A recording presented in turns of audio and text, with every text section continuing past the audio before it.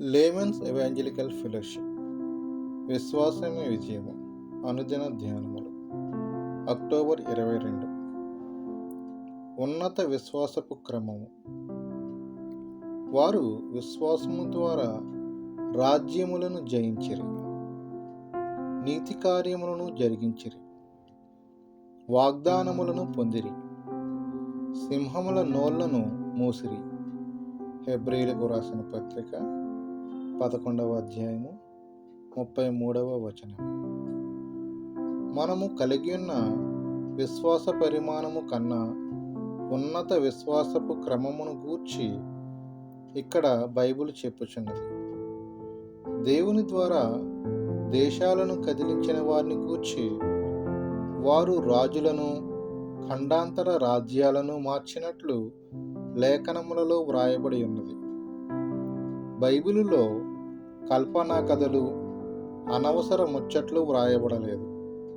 అందుకు దేవునికి స్తోత్రములు.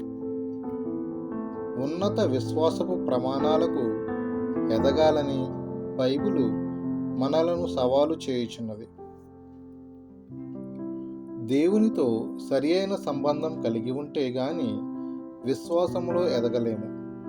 అంతేగాక జీవితంలోని కఠిన సమస్యలను అదుపు చేయుటకును, పెద్ద రాజకీయవేత్తలు, పండితులు, విజ్ఞానవేత్తలు సాధించలేని విధంగా పరిస్థితులను జయించుటకును విశ్వాసములో ఎదగవలసి ఉన్నది.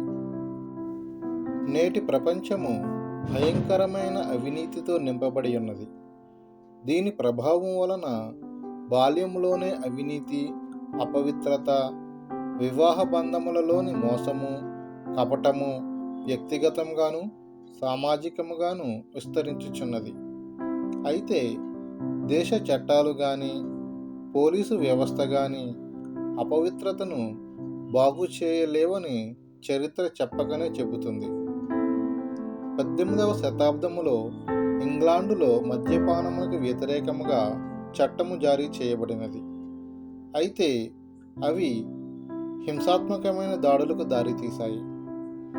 ఆ సమయంలోనే క్రీస్తు సువార్త అను ఆయుధముతో ఆ పరిస్థితులను మార్చగలిగిన దైవజనుడైన జాన్ వెస్లీ యొక్క బోధల వలన గొప్ప ఉద్యమం వచ్చింది. తద్వారా ఆ శతాబ్దములోని అపవిత్రతకు, బానిసత్వములో ఉన్న దేశాన్ని కదిలించి పెద్ద క్రుసేడులను నడిపించాడు. ఈ విషయములను మనస్కరించుము. చుట్టూ ఉన్న క్షణిక సుఖములు, ప్రదర్శనములతోనే ఉన్న ఒక్క జీవితాన్ని వ్యర్థపరచకూడదు.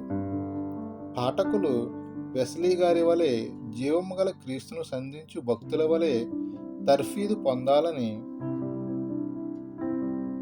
విల్టర్ ఫోర్స్ మరియు తదితర దైవజనుల వలె నీతి కార్యములతో సింహముల నోళ్లను మూయించిన జనసమూహములను క్రీస్తుతోటి నూతన జీవంలోనికి నడిపించాలని మేము ప్రార్థించుచున్నాము. జాషువా డానియేల్ గారు.